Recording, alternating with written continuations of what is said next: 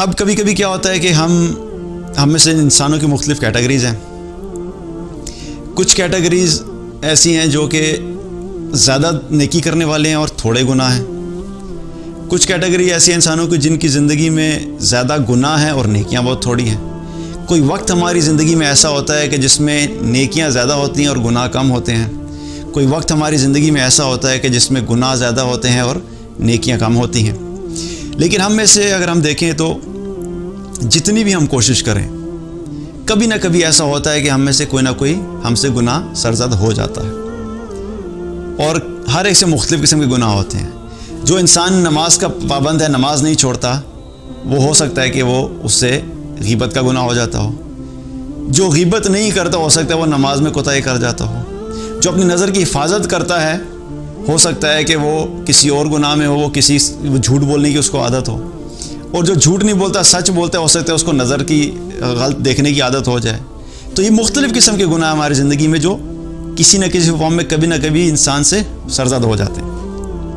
ایک حدیث میں آتا ہے, نبی صلی اللہ علیہ وسلم نے فرمایا, اللہ تعالیٰ فرماتا ہے کہ اگر یہ لوگ گناہ نہیں کریں گے تو میں ان کی جگہ دوسرے لوگ بھیج دوں گا جو گناہ کریں گے اور گناہ کر کے میرے سامنے توبہ کریں گے.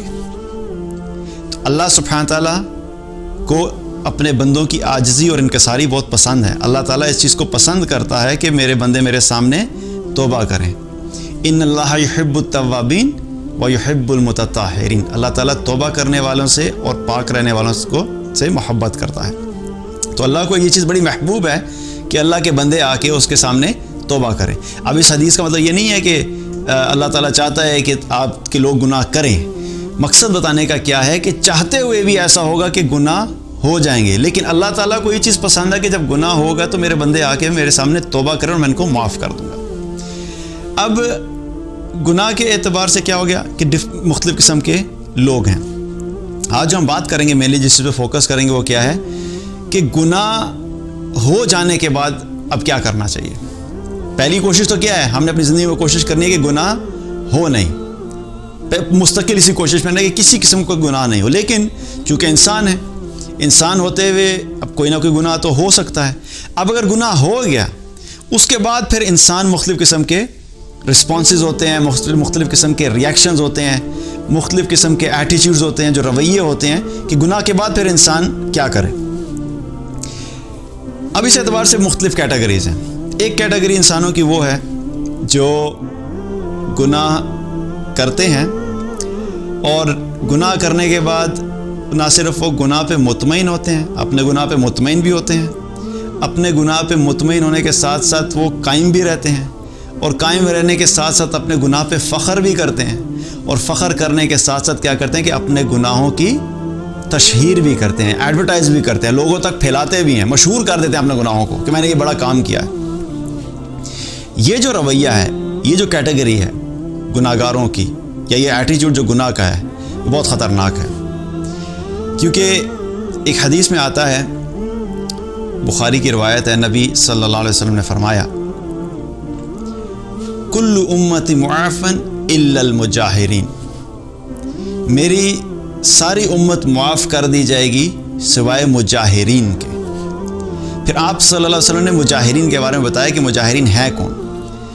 آپ صلی اللہ علیہ وسلم نے فرمایا کہ وہ شخص جس نے رات میں گناہ کیا اور گناہ کرنے کے بعد اللہ سبحانہ تعالیٰ نے اس کے گناہ پہ پردہ ڈال دیا تھا, لیکن صبح ہوتے ہی وہ اٹھا اور اس نے جا کے اپنے اس گناہ کو سارے لوگوں میں پھیلا دیا, سب لوگوں کو بتا دیا کہ میں نے رات کو یہ گناہ کیا ہے. اور فرمایا کہ اللہ تعالیٰ نے تو اس کے گناہ پہ پردہ ڈالا تھا, لیکن اس نے اپنے گناہ سے پردہ کھول دیا. تو آپ صلی اللہ علیہ وسلم کیا فرما رہے ہیں کہ میری ساری امت معاف کر دی جائے گی, لیکن یہ نہیں معاف کیا جائے گا کہ جس نے گناہ کیا رات کو, اور بجائے اس کے کہ گناہ کرنے کے بعد اس کو ندامت ہوتی, اس کو احساس ہوتا ہے کہ اس سے غلطی ہوئی ہے, اس کے اندر ایک فیلنگ ہوتی کہ میں نے اللہ کی نافرمانی کی ہے, اور اللہ کے سامنے توبہ کرتا, الٹا اس نے اپنے گناہ کو پورے لوگوں کے اندر پھیلا دیا. ایسا ہوتا ہے نا کہ دوستوں کے اندر کیا ہوتا ہے, رات کو دوست نے کسی نے گناہ کیا اور اپنے جا کے اپنے دوستوں کو بتاتے ہیں کل رات میں اپنی فلاں گرل فرینڈ کے ساتھ تھا, کل رات میں نے فلاں بار میں رات گزاری ہے, کل رات میں نے یہ فحش مووی دیکھی ہے، کل رات میں نے اس ڈانس پارٹی کے اندر ساری رات گزاری ہے، اور پکچرز بھی لیں اور ویڈیوز بھی لیں اور اپنے سارے دوستوں میں سارے سوشل گروپ میں پھیلا دیا کہ یہ گناہ میں نے کیا، اور اس پہ فخر کرتا ہے. کیونکہ کیا ہے کہ جس طریقے سے ہونا کیا چاہیے تھا کہ نیکیوں میں کمپٹیشن ہونا چاہیے تھا، نیکی کر کے لوگوں میں پھیلانا چاہیے تھا کہ نیکی کی بات پھیلائی جائے، بجائے اس کے کیا ہوا کہ اپنے گناہ کیا اور گناہ کر کے اپنے گناہ کو پورے لوگوں میں مشہور کر دیا. تو اس شخص کے بارے میں کیا فرما رہے ہیں کہ اس شخص کی معافی نہیں ہوگی. ہاں توبہ کر لے تو معافی ہوگی، لیکن اگر اسی حال میں چلا گیا تو اس کی معافی نہیں ہوگی. اور دیکھیے اس کی وجہ ایک اور بھی ہے. کیا ہے کہ جب انسان خود گناہ کرتا ہے تو عین ممکن ہے کہ وہ کوئی ایسا گناہ کر رہا ہے جو پہلے کسی نے نہیں کیا، لیکن جب وہ دوسروں کو بتاتا ہے تو دوسروں کو بتانے سے کیا ہوگا کہ یہ اس طرح کا وائرس ہے کہ دوسروں کو بھی راستہ نظر آ جاتا ہے کہ اگر میرے فلاں جاننے والے نے یہ گناہ کیے تو میں بھی یہ کر سکتا ہوں. وہ دوسروں کے لیے بھی گناہ کا ایک راستہ کھول دیتا ہے، وہ دوسروں کے اندر بھی گناہ کا ایک شوق پیدا کرتا ہے. کیونکہ فرینڈس کے اندر کیا ہوتا ہے، اگر کوئی گناہ کرتا ہے اور کوئی دوسرا گناہ نہیں کر رہا تو اس کو یوں بتایا جاتا ہے کہ تم یہ کام نہیں کرتے. نہ کرنے والے کو ایسے سمجھا جاتا ہے کہ پتہ نہیں یہ انتہائی وہ کیا کہتے ہیں پپو قسم کا انسان ہے کہ تم یہ نہیں کرتے، you don't even do this. تم مرد کیسے مرد ہو کہ تم یہ بھی نہیں کرتے. You understand the point. تو اس گناہ کو بجائے اس کے کہ اس کو برا فیل کیا جائے، اس گناہ کو نہ کرنے والے کو برا فیل کرایا جاتا ہے کہ تم یہ بھی نہیں کرتے کہ تم کس قسم کے انسان ہو. تو یہ کیٹیگری کیا ہے کہ گناہ کر کے اپنے گناہ کو ایڈورٹائز کرنا، یہ بہت خطرناک ہے. تو کیا ہے کہ اگر گناہ ہو گیا تو ہم نے اپنا کیا کرنا ہے کہ اس گناہ کا تذکرہ کسی سے نہیں کرنا. پہلی چیز گناہ کرنا نہیں.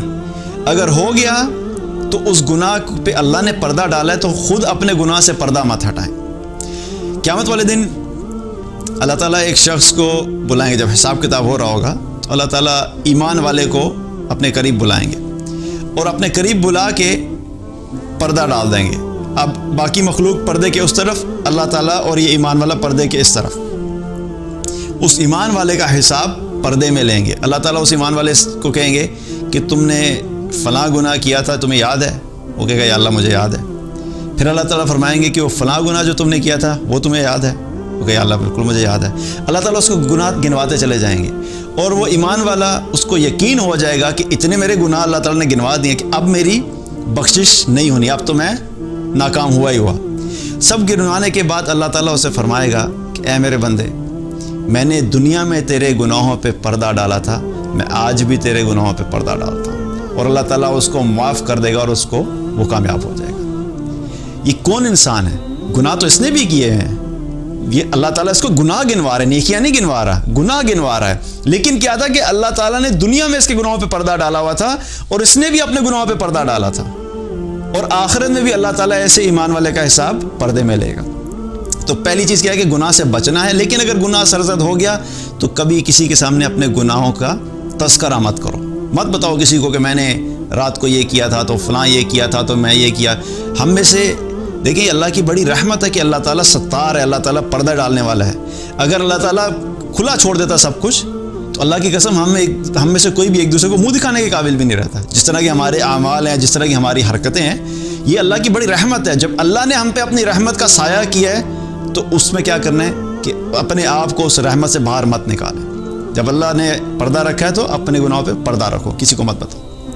تو پہلی کیٹیگری ہوگی گناہ کر کے اپنے گناہ کو ایڈورٹائز کرنا، مشہور کرنا کہ میں نے گناہ کیا. یہ بڑا خطرناک کیٹیگری ہے، اس میں ہم نے نہیں آنا.